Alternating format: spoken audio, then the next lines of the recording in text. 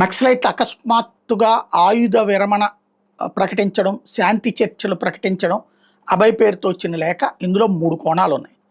Number 1 fake అయ్యి ఉండొచ్చు. ఎందుకంటే అభయ్ బొమ్మతో వచ్చింది. ప్లస్ ఫేస్‌బుక్‌లు అదే దాని పేరేంటి ఈమెయిల్స్ ఇవన్నీ ఇచ్చారు. అది కూడా నెల రోజుల క్రితం డేట్‌తో ఇచ్చుకొచ్చారు. అది సాధారణంగా చెయ్యదు. నక్సలైట్లు చెయ్యరు అట్లా. అంటే ఎందుకంటే ఈమెయిల్ ఇవన్నీ ఎక్కడ ఓపెన్ చేస్తున్నారు ఆటోమేటిక్‌గా పట్టుకుంటారు కదా! మేబీ అది నిఘా వర్గాలు కావాలని తెలివిగా వేసిన వల అయి ఉండొచ్చు. అంటే ఇప్పుడు ఆ మెయిలు వాటికి ఎవరెవరైతే స్పందిస్తారో ఆ స్పందించిన వాళ్ళందరూ నక్సల్స్ సానుభూతి పరులు, నక్సలైట్లకు సంబంధించినటువంటి వాళ్ళు.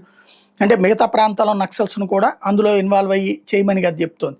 వాళ్ళ అనుపానులు తెలుసుకోవడానికి ఇది ఒక ట్రాప్ అయి ఉండొచ్చు. అభయ్ పేరుతో వచ్చిన లేఖ నెంబర్ 1. నెంబర్ 2 ఏంటయ్యా అంటే భయం. ఇప్పుడు ఇక రక్షించుకోవడానికి అవకాశం లేదు. రోజు రోజుకి ప్రాణాలు పోతున్నాయి.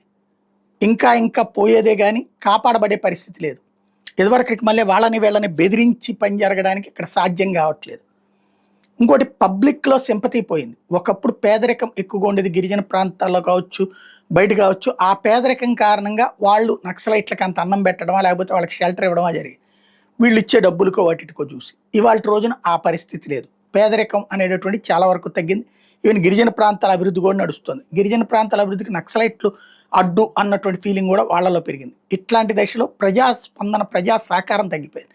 అందువలన దాంతోపాటు ఇటు దాడులు జరుగుతున్నాయి కాబట్టి అయి ఉండొచ్చు. మూడోది వచ్చేటప్పటికి వ్యూహాత్మక ఎత్తుగడ. ఓ నెల రోజుల పాటు మా జోలికి రాబాకండి అంటే ఆ టైంలో వీళ్ళోళ్ళందరూ ఎక్కడ దొంగలు అక్కడే గప్చిప్ అని చెప్పి దాక్కోవడానికి, పక్కకి వెళ్ళిపోవడానికి గేమ్ అవ్వచ్చు. ఎందుకంటే వీళ్ళు అడుగుతున్నది అందులో వచ్చినటువంటి చర్చలుకి మేము సిద్ధమని. వీళ్ళతో ఎవడు చర్చించడానికి సిద్ధంగా లేదు. ఆయుధాలు వదిలేసి లొంగిపోండి అని చెప్తుంది కానీ ప్రభుత్వం చర్చించి ఏదో వీళ్ళ డిమాండ్లు నెరవేర్చడానికి అప్పట్లో రాజశేఖర రెడ్డి ప్రభుత్వం తరహాలో కాదు ఇది. కాబట్టి 3 కోణాల్లో చూస్తే ఇది జస్ట్ ఒక గేమ్ కథలాగా నడుపుతుంది.